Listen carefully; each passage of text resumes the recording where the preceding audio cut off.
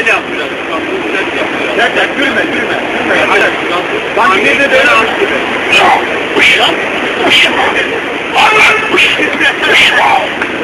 Yok!